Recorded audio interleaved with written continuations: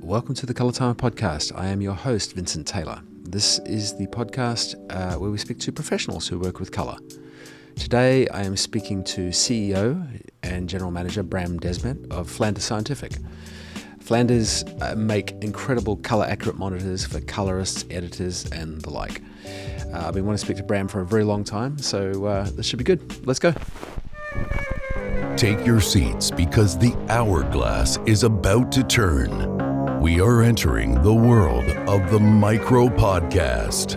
Explore the craft, creativity, and science of professionals who use color to tell stories. Welcome to The Color Timer with Vincent Taylor.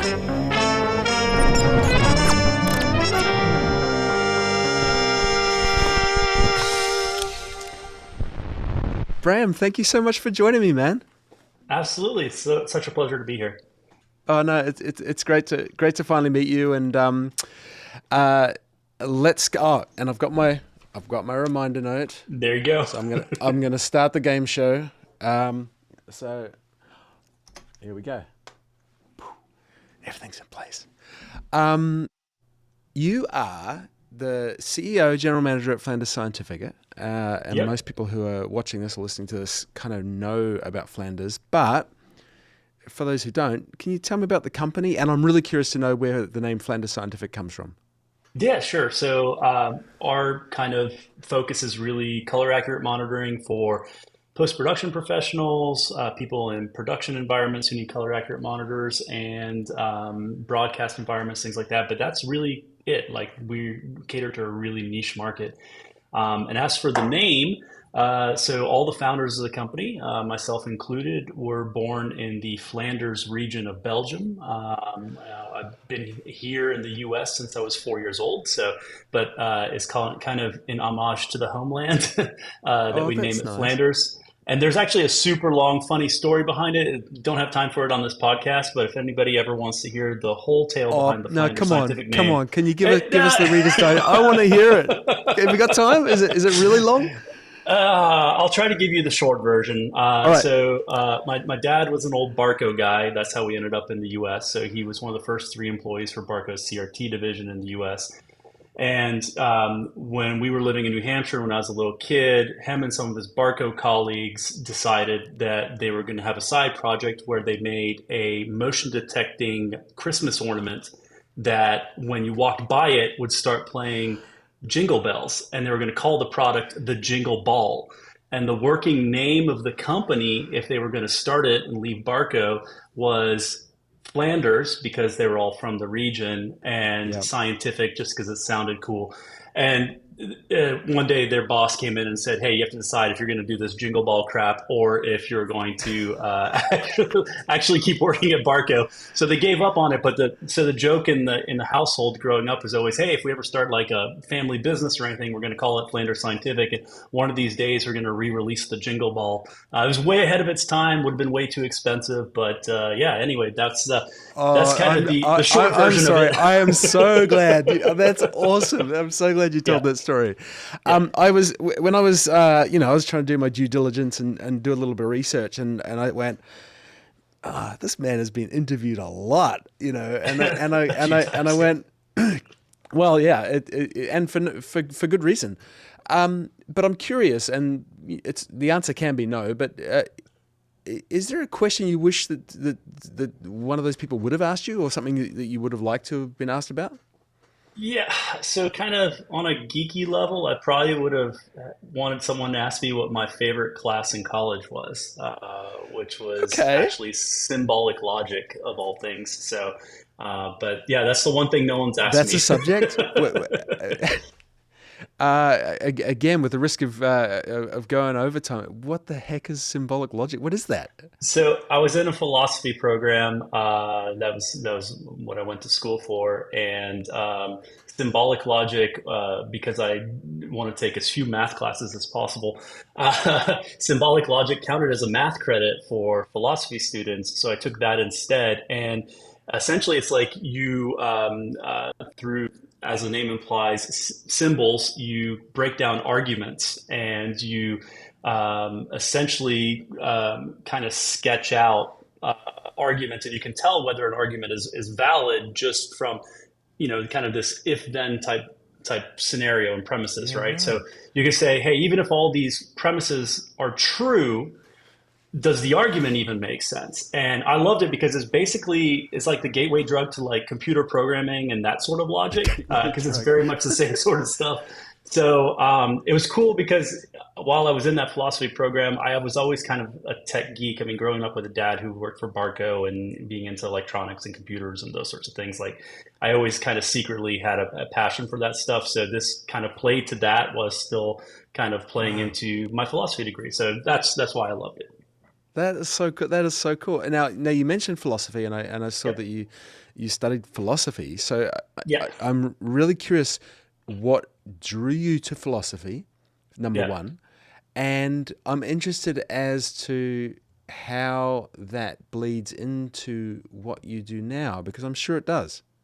Yeah, to some degree. So the philosophy thing was really probably because I just love to argue and debate with people in high school. And I fell in love with philosophy because for my kind of exuberant young adult mind, like I thought if I understood things well and understood how to argue well and understood logic and ethics and those sorts of things, that I could actually change people's minds with that bedrock of knowledge. And so Yeah. I went into a philosophy program just because I had love for it, and our parents were supportive to that respect, to say, hey, do what you love. And I That's had good. dreams of being a philosophy professor. So yeah, so I got into it for those reasons, and got disabused of that notion about halfway through college. It's So interesting though, because you kind of answer my question then as well. My yeah, other question I was going to yeah, ask, which if you study teaching, you become a teacher. If you study engineering, yeah, you become an engineer. If you study a sure. philosophy, you as a You want to become a philosopher, right? Which isn't like really a right, job title these days, typically. So, no, I want to be a philosophy professor. But the thing that was kind of a disconnect for me is when I was in college, like I was really interested in like, for lack of a better term, applied philosophy. Like I wanted philosophy as it applied to the real world. And I just felt like academia in general, most of the professors I had were just so disconnected from the day-to-day reality. And it was just all this like mm, esoteric theoretical stuff. And that wasn't really what I was into. So I saw it through. I still love it. It was kind of became a hobby instead of something I want to do for a job. And I took a circuitous route to this business because I actually, after college, went to flight school, got my private pilot's license, my instrument rating. So I thought I was going to be a pilot. So oh philosopher my pilot was gosh, what was the career trajectory. And then, but yeah, I got sucked into this industry because while I was in flight school, my dad started his own company distributing broadcast equipment, and said, "Hey, do you want to come help me?" Because I was working at a bicycle store at the time, and right. he said, "Do you want to come help me?" And I said, "Sure." And How old it were you just then? played it.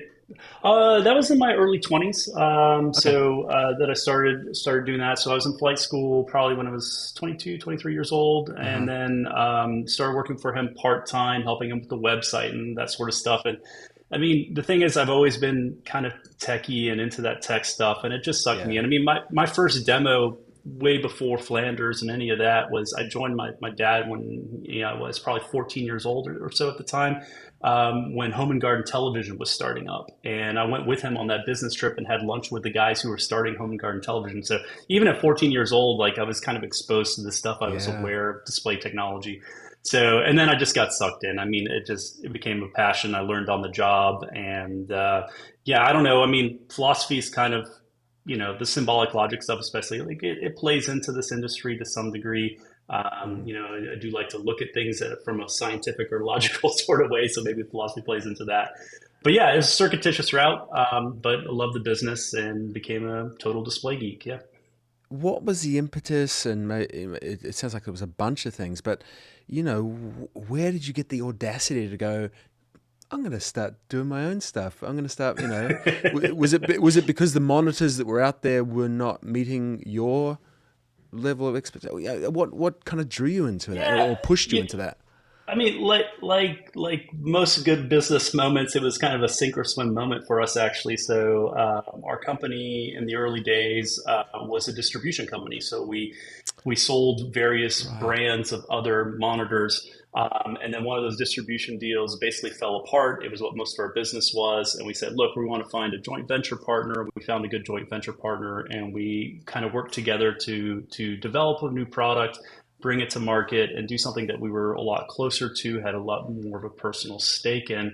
And yeah, a lot of people say, it's kind of crazy you're competing with all these giant companies. Yeah. But what was important for us is to try to bring value and color accuracy to the rest of the market. There's the old saying, you don't get fired for buying Sony, right? But that doesn't necessarily mean that spending 35 grand is the best option for someone who's starting out on their own. So our Yeah. bread and butter business for a long time was just, hey, here's instead of a $10,000 monitor, here's a $5,000 monitor that's also color accurate, also gets the job done. And that's really been our continued focus. We've definitely over the years we've gone into doing hyper expensive stuff at times when it was the only way to do it, but we really try to focus more on the offering a lot of value and really focusing on the color accuracy aspect of it. And yeah, we had the audacity to do it just because we've been, literally grew up around displays, display technology, selling other people's displays for a long time. And it's just, was a passion, and we think we understand it really well. And I think that was the impetus for doing what we did. How long has Flanders been going, and are you guys global? Are you selling worldwide? Yeah, yeah, we're global. So we started the business in late 2000. So our first business was 2005. The Flanders brand name kind of came around in late 2008. We started shipping product in 2009. So we have been in business for a fair amount of time. We basically have four locations around the globe. So importantly, we have our joint venture partner who's located in Shenzhen, China. This is Zunzheng Digital Video Co. So that's where everything's manufactured. That's where design, research and development, all that sorts of stuff happens there. And then we have the office in the UK for the UK Hmm. market. Thank you, Brexit. That's why we have an office. Then we have an office in Belgium that serves the European market. And then our global headquarters is in Atlanta, Georgia.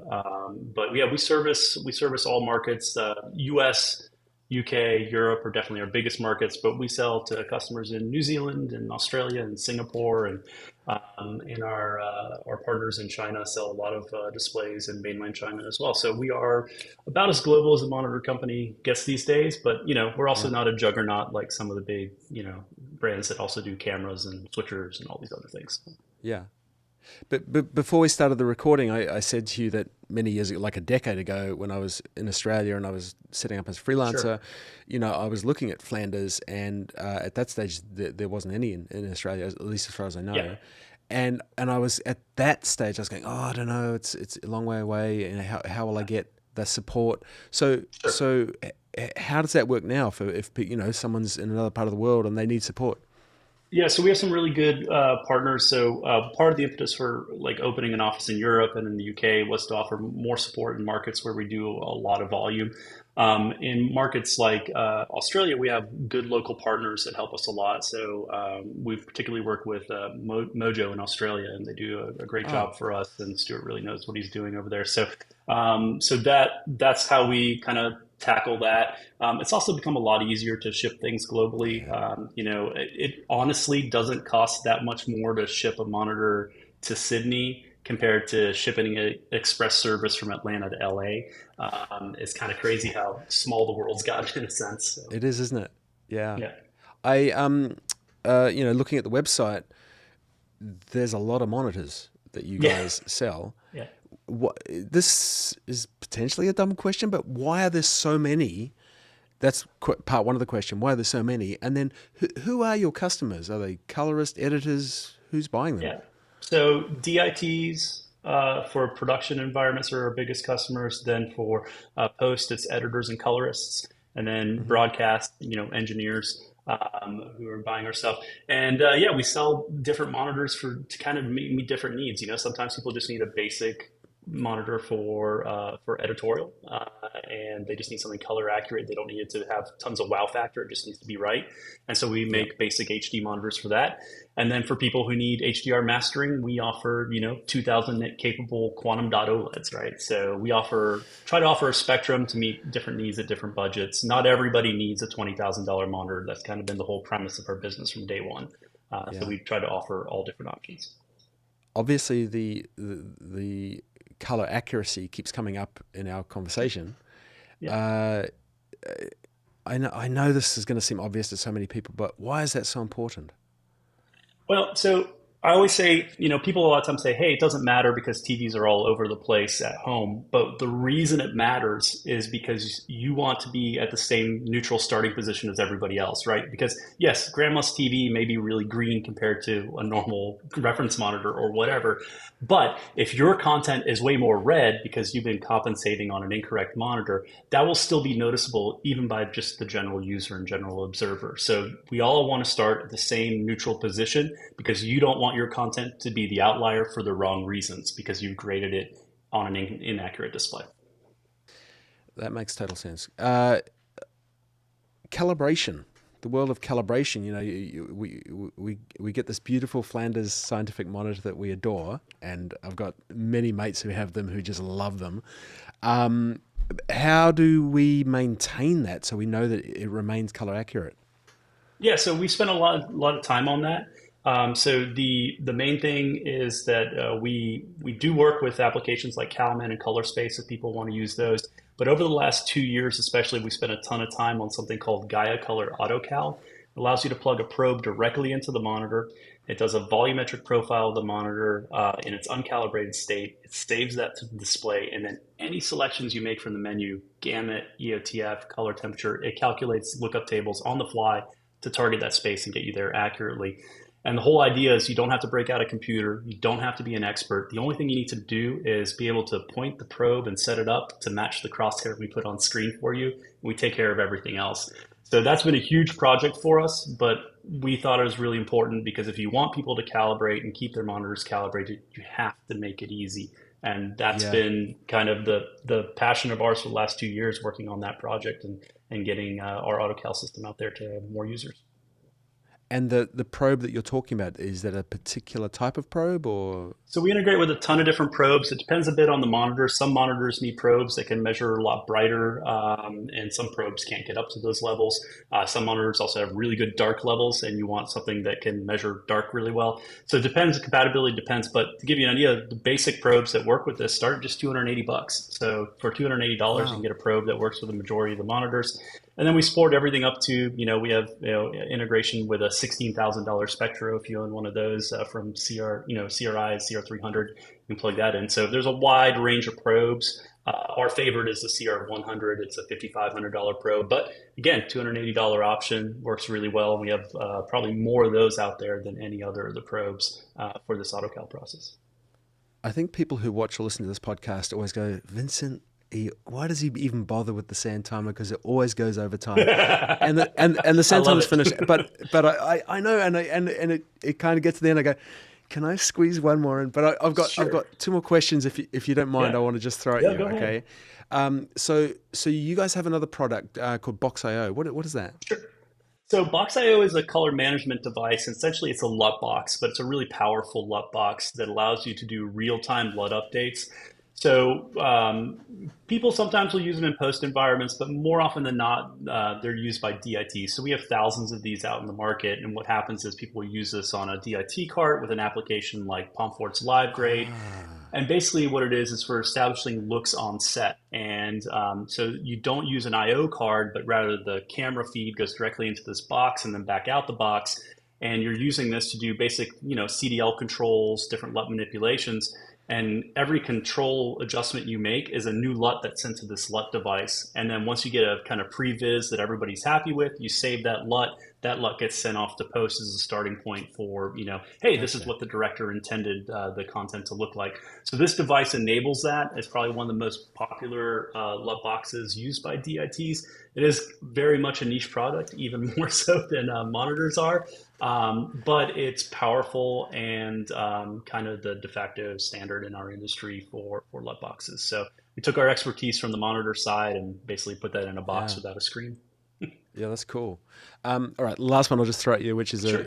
a beautiful broad question. But where do you kind of see, because technology is just changing so fast. Sure. But where do you see Flanders, 5 to 10 years time?